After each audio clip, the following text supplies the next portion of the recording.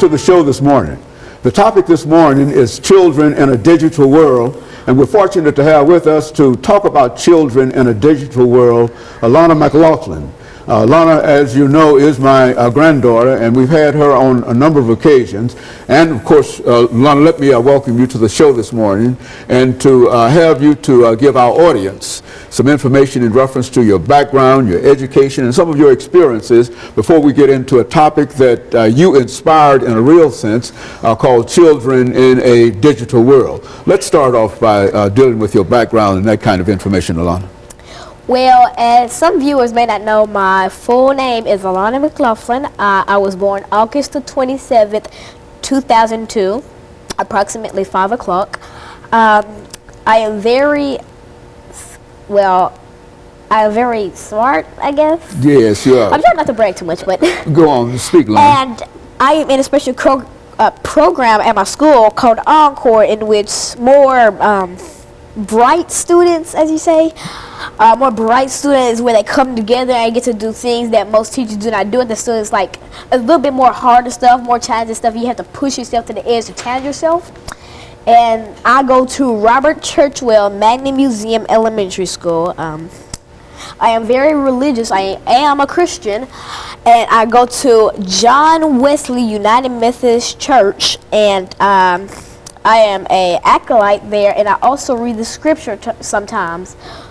Actually, right now we have an in-room pastor, Michelle Morton, and our regular pastor, Reverend Elijah McGee, is now he's hospitalized, and all my prayers go out to him.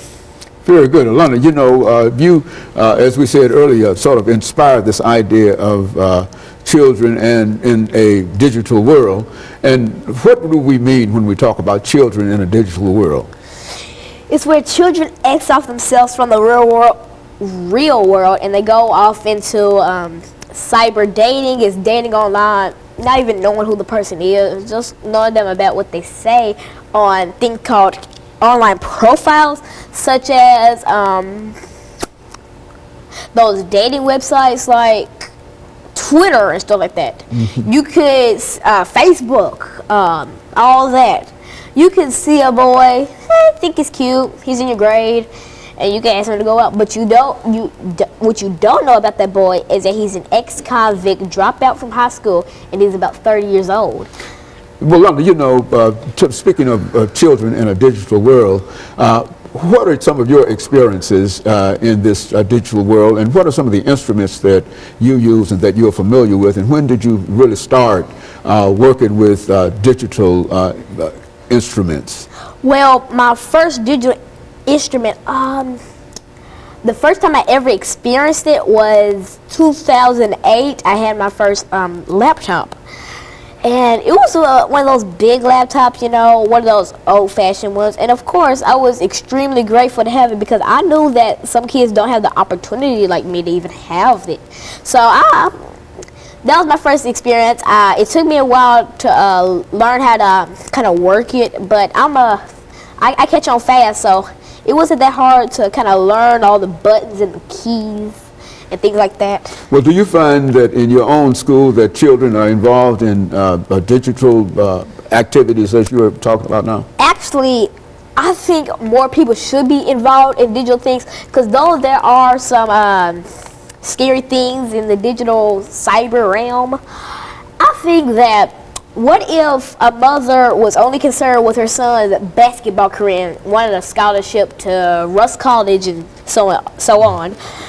But what that mother doesn't know is that her 17-year-old son probably has a credit card, and maybe he's donating to the NAACP, trying to join to help African Americans get more rights. And though the world isn't fully integrated, your son may be making a change, and it's all on that computer that you think is worthless, and that he shouldn't spend all his time on there. He should be on dates and going to the prom and spring formals and things like that. And so you believe that more children ought to be involved in some of the digital activities that you're talking about. And you're talking about an advanced kind of digital activity. What about your typing and the kind of things that brings you into the digital world?